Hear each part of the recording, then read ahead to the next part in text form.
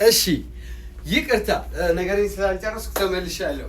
ስለዚህ በዚህ አጋጣሚ ልነግራችሁ የምፈልገው ነገር ቢኖር ይህን ልብስ እንደ ምክንያት፣ ይህን ልብስ እንደ ሰበብ፣ ይህን ልብስ እንዴት ልበላችሁ ብቻ $25 ስትገዙ እጣውን ባይደርሶ አይቆጩም። በፐርሰንቴጅ ተጠራቅሞ ለሆነ ነገር ስለሚውል ያ ምንድነው ካላችሁ አሁን ከኛ ጋር የሚጓዘው ምንም ተደርጎለት አያውቅም ብለን የምናስበውን የጀርባን ቴንኪው እግዚአብሔር ይስጥህ፣ እደግ፣ አይዞህ፣ ከዚህ በኋላ አትቸገርም፣ እስከዚህ ሰዓት ተቸግረህ መጥተሃል፣ አትሊስት አጠገብሃለን ልንለው ቴንኪው የሚል ፕሮግራም ለማዘጋጀት ዝግጅት ላይ ነን። ዝግጁ ሆነናል። ዝግጅት ላይ ያላችሁት እናንተም ጭምር እንጂ እኛ ብቻ አይደለንም። ስለዚህ ይህ ልብስ በየሳምንቱ 2 ቀን $25 ጥበቡ ሲወጣ ተቀዳድማችሁ ግዙና ትኬቱን የሆነ ነገሩን እያሰባችሁ እናንተም $25 ዘንጡ። 300 250 $200 ከዛም በላይ ማን ያምጣልኝ ልብስ አምጡልኝ ብላችሁ ከምትጨናነቁ በየሳምንቱ ሞክራችሁ 1 2 3 ስትቆርጡ ሊደርሳችሁ ይችላል። ይህ የምታዩት ጎረምሳ ወይም ሸባብ ወይም ሽማግሌ ደግሞ $10 በየሳምንቱ 10 ሰዎች ይወጣል ማለት ነው። በየሳምንቱ ተጨማሪ ነው። ሸሚዝ አለ ብላችሁ ጠይቁን።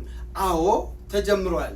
$10 ብቻ 8 ቁጥሮች አሉት። የዚህ ደግሞ 8 ቁጥሮች 9 ተይዟል፣ 8 ተይዟል። ሌሎቹ ቁጥሮች አልተያዙም። ከዛ ባለፈ ግን እዚህ ቤት መታችሁ የምታጡት ነገር ምንም ነገር የለም። ሌላው ሰሞኑን በሚናፈሰው አንዳንድ ነገር ላይ አንዳንድ ነገር እንበል። አይዞሽ ገለቴ ብዙ ነገር ማለት ብዙ ጊዜ አልፈቅድም። በመጣው ንፋስ ጀርባውን ብዙ ማወቅ ስለማልችል እዛ ውስጥም ስለሌለ ነው። ነገር ግን እንደ ሰውኛ በጣም ነው የምታሳዝነው። እንኳን እሷ ሰውየውንም ስሜቱን ሳንረዳ ሁኔታውን ሳናቅለት ያሳዝናል ብዬ አስባለሁ። ስለዚህ የሁለቱ ክፍተት፣ የሁለቱ አብሮ አለመሆን፣ የሁለቱ እግር ሲርቅ ልብ ይርቃል። አያችሁት? ለምሳሌ እኛ የምንሰብከው እኔና ባለቤት የምንሰብከው አብሮነት ቢኖራቸው እነዚህ ሰዎች አይከዳዱም። የፈለገ ውክልና ቢኖር፣ የፈለገ ስጦታ ቢኖር፣ የፈለገ ሀብት ቢኖር አቅርባችሁ አብራችሁ ያውም ባልና ሚስት አብራችሁ እስካላችሁ ድረስ ሚስጥር አይኖራችሁም፣ ድብብቆሽ አይኖራችሁም።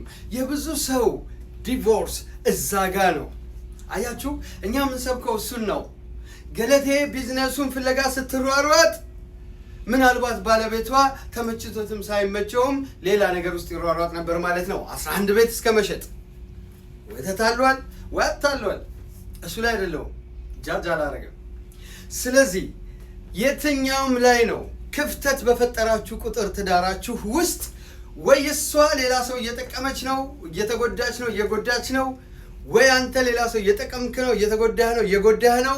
በመሃል ግን ትዳርህ ላይ ክፍተት ፈጥረሃል። ስለዚህ የማታውቀው ነገር ትዳርህ ውስጥ አለ ማለት ነው። ለዚህ ነው ባልተግባቡ ወይ በማይተዋወቁ ወይ በተራራቁ ወይ ዳውን ስቴርና አፕስቴር በሚኖሩ ባልና ሚስቶች መሃል ወይም ብዙ ሳይግባቡ አንድ ላይ እንኳን ቢያድሩ 2 4 ሆነው ያድራሉ። ስለዚህ ይህን ነገር አስወግዱ ብለን የምንመክረው ለዚህ ነው። በፍጹም ምንም አይነት ክፍተት አያስፈልግም። ባልና ሚስቶች መሃል ምንም አይነት ሰው አያስፈልግም። አያችሁ? የገለቴ ባል እናት ቅርብ ቢሆኑ፣ ሶስተኛ ወገን ቅርብ ቢሆኑ የልጃቸው ሚስት ንብረት የሆነውን ልጃቸው በ500 በሺህ ብርም በ5 ሚሊዮንም ልሽጥልሽ እንጂ ብሎ ሲል ውክልና እንዳለው ስለሚያውቁ ባልገዙ ነበር። ለምን? ለትዳሩ ጥሩ ነገር ቢኖራቸው፣ ስለ ሁለቱ ጥሩ ነገር ቢያስቡ ማለት ነው። ሁልጊዜ የምላችሁ እናትም ብትሆን አባትም ወንድምም ቢሆን ጓደኛ ምንም ነገር ቢሆን በትዳራችሁ መሃል እንዳይገባ።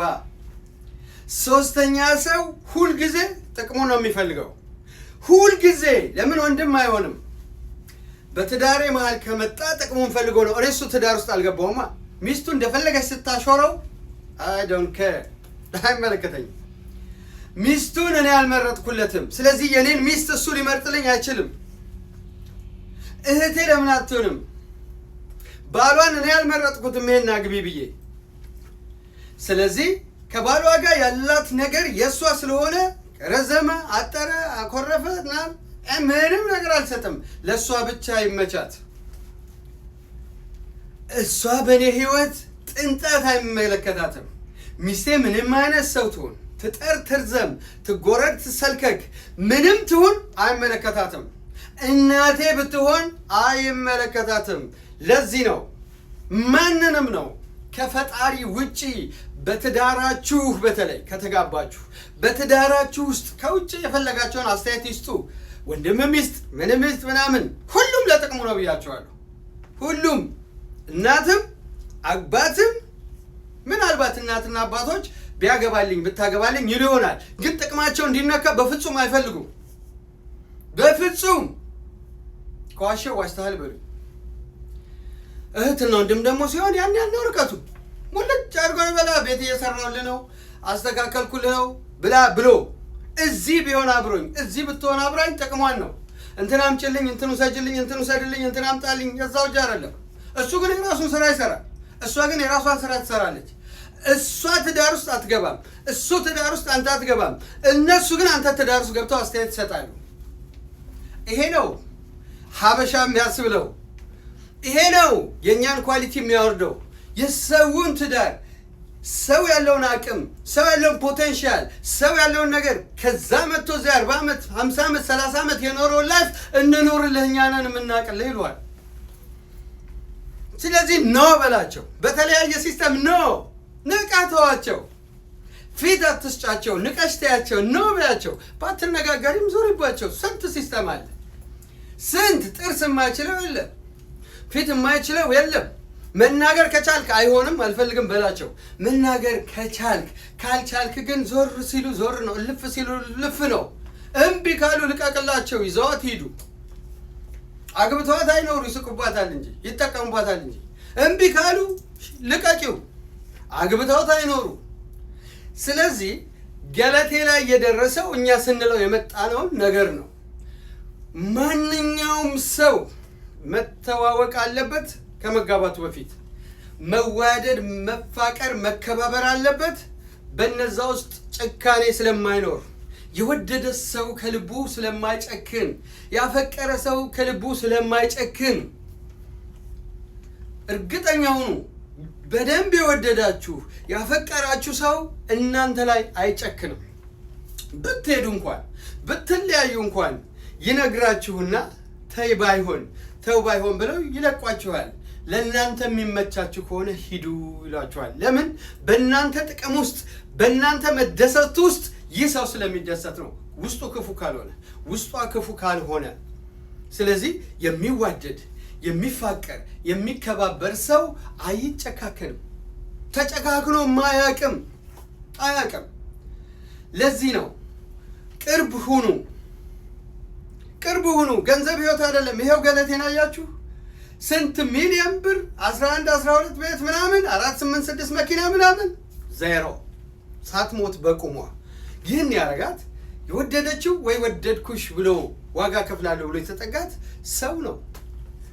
ከጀርባው ምን አለ? ሶስተኛ ሰው አለ። ሶስተኛ ወገን አለ ሁለቱ መሃል። ዋናው ነገር ግን እሷ ለገንዘብ ስትሮጥ አያችሁ፣ በደንብ ሮጣ ደክማ ያመጣችሁ ገንዘብ ትርጉም እንደሌለው አያችሁ። ፍቅር ቢሆን ግን ትርጉም አለው። አብረህ ውጣ፣ አብረህ ግባ፣ በነገር ስራ ተሸከመ፣ ምንም በል፣ ስትበላ ይጣፍጣል፣ አብረህ ነው። ስትኖር ይጣፍጣል፣ አብረህ ነው። ስትሞት ይጣፍጣል። እኔ ምኞቴ እሱ ነው በቃ። ስለዚህ ክፍተት የሚባል ትዳራችሁ ላይ እንዳይኖር ጸልዩ፣ ስሩ። በጣም ሲምፕል ነው። ለእግዚአብሔር እንመቻለን። ስሩ። የፈለገ ክፉ ልብ ይኖራችሁ፣ የፈለገ ኃጢአተኛ ሁኑ እንደኔ። ነገር ግን ክፍተት አትፍጠሩ ህይወታችሁ ላይ። አንድ ቀን ያ ሰው ያቺ ሴት ትመለሳለች። ክፍተት ላለመፍጠር ስሩ። ትበላችሁ፣ አቢዝ ተደርጊያለሁ ትበል፣ አቢዝ አድርገኛል ትበል፣ አትያዛ